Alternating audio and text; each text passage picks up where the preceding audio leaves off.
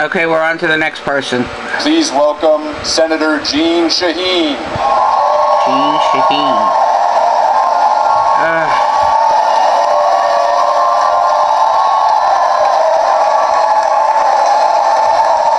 Oh, she's a Hillbot.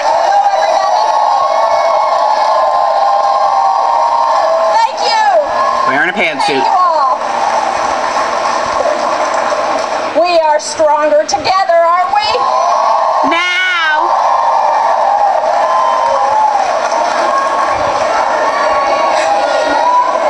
Go Bernie and go Hillary, right?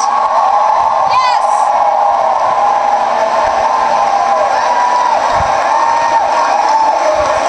What an exciting day. I am so glad to be here at Portsmouth High School, where two of my grandchildren go this morning.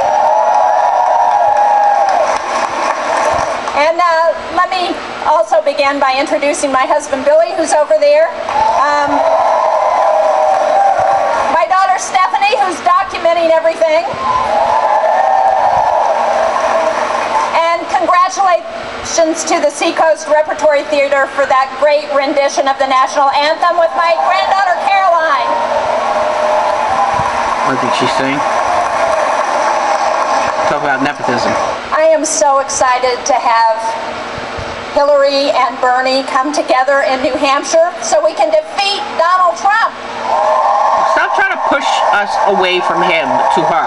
It ain't gonna work for me. But before I talk a little bit about that, let me just say how exciting it is to have Maggie Hassan running for the United States Senate, right?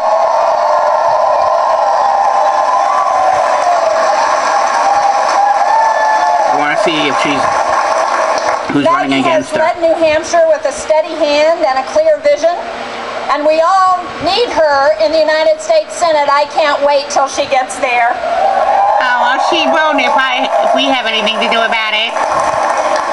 She and all of the other Democratic candidates who are here today, who are running, need your energy, your enthusiasm, and your support so we can be successful on Election Day in November.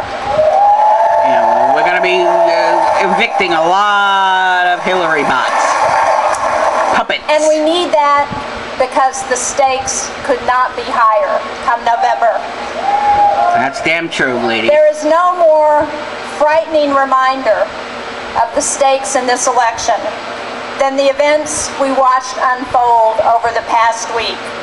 The seemingly daily barrage of senseless gun violence culminating with the deadly attack on police officers in Dallas. Absolutely, Black Lives Matter. Black lives do matter. Police brutality and excessive force matters too. Ugh. They have to be held accountable.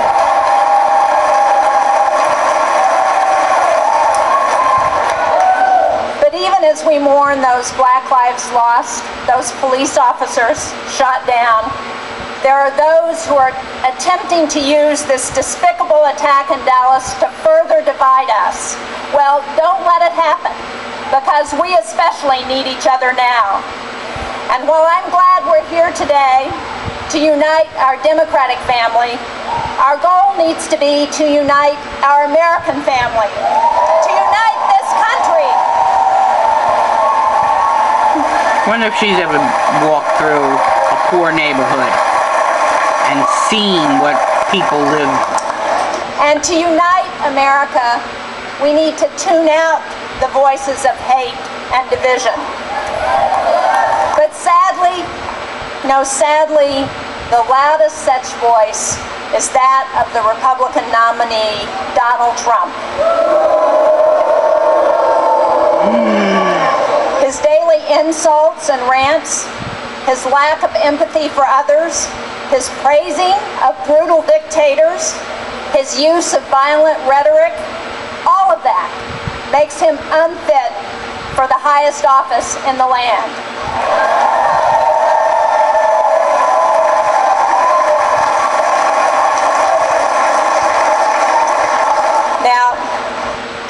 Trump is unfit to grapple with the deep-seated domestic challenges that persist in this country, from racial divisions to income inequality, but he's particularly unfit to grapple with the international challenges we face, from the rise in terrorism to the refugee crisis to climate change.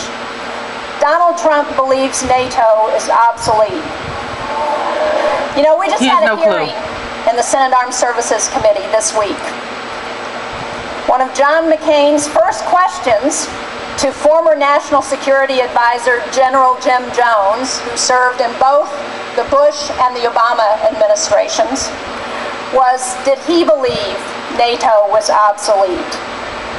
Without equivocation, he and every single panelist said, absolutely not. When they were asked, do you know anyone who is an expert in foreign policy who believes NATO is obsolete?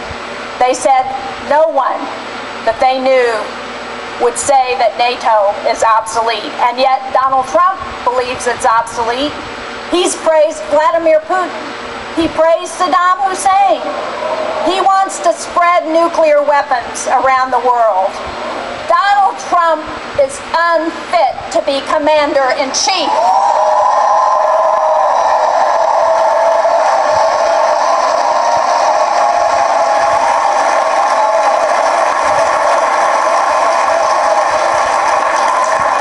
And we saw in the last few weeks the glimpse of the kind of leader that Trump would be. It's scary. You know, in a crisis, he's proven to be feckless and unsteady. After the Orlando shootings, his first thoughts weren't for those lost, or for the gay community, or for the families. His first thoughts were to take to Twitter and congratulate himself for predicting violence. Those are the actions of a person lacking in empathy, lacking in judgment, lacking in decency. Those are the actions of a person unfit to be president of these United States.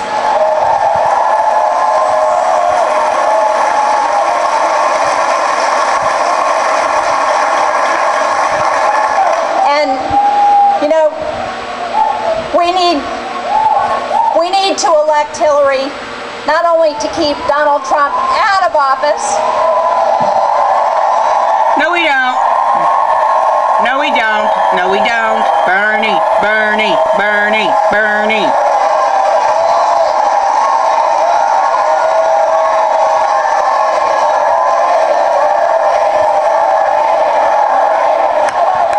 Yeah, see, Hillary is on the, is on the, okay, that's enough. We need to get to Hillary here.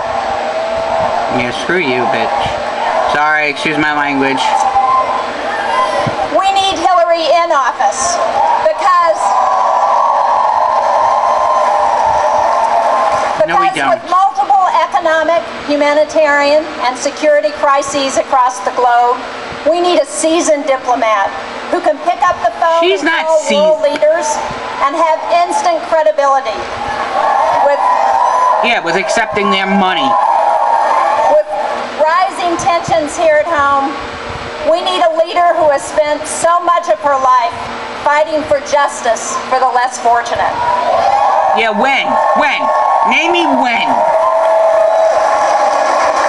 Hillary understands that we're all in this together, and we can only move forward together. She's built her campaign around that ethic, that our big, beautiful American family can have a brighter future, but only if we build it together.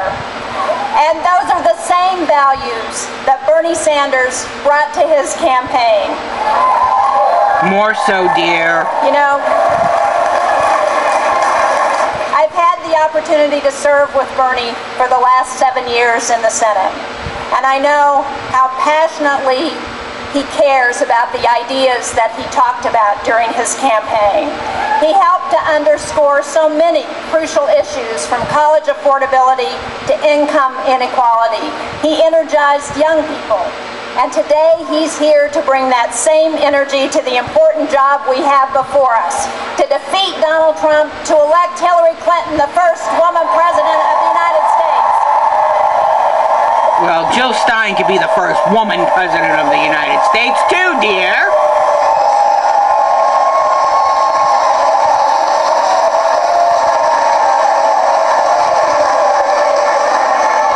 We need Hillary, and we need Bernie, and we need each other. And if we No, she needs us.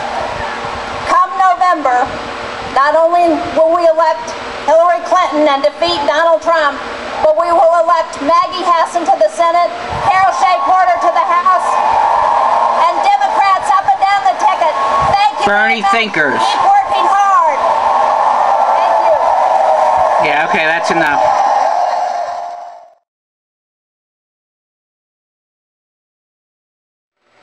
Okay, so I'd like to know who this woman is. I know she has to be a Hillbot.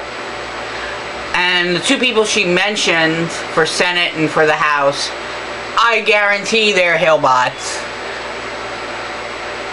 Can almost guarantee. You know, this is a 2-hour thing, and I'm expecting company. So I might have to cut this short, and I might not get it all concluded, and I might get this uploaded within 2 days, not even tomorrow, but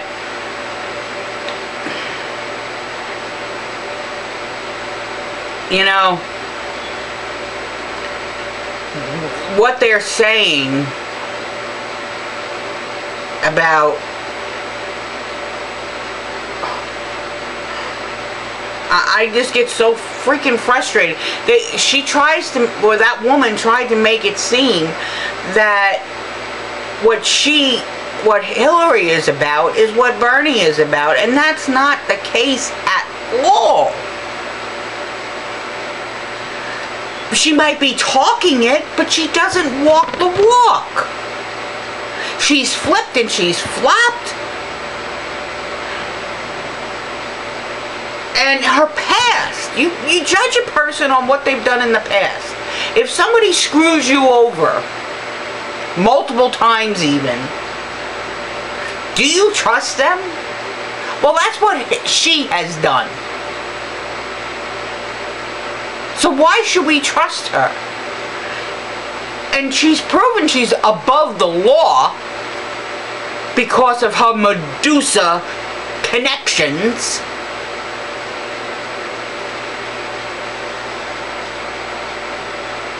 I bet Comey was freaking scared out of his wits, and I think that's what's up with Bernie too. I bet, and I'm going to say it again and again and again, that somebody threatened his family. He got a call on the side, and he stopped he was headed to some rally, and he stopped the motorcade. He got out of the vehicle. I think it was a bus. Went on the side of the road to take the call. It was Obama on the line, supposedly. He never spoke about what was said, except that he had a meeting with him. Scheduled meeting. Once he came out of that meeting, his entire way of being changed. You could see it in his face. You could see it in his eyes. You could hear it in his rhetoric. I think he was threatened. Or his family, rather. I don't think being that he's 74, being that he's seasoned, being that he loves his family so much, which is understandable. And then, right after that, the person that was going to testify from from the UN was found dead in his mansion. Recently, a DNC 27-year-old director of voter expansion for the DNC shot to death, multiple times shot.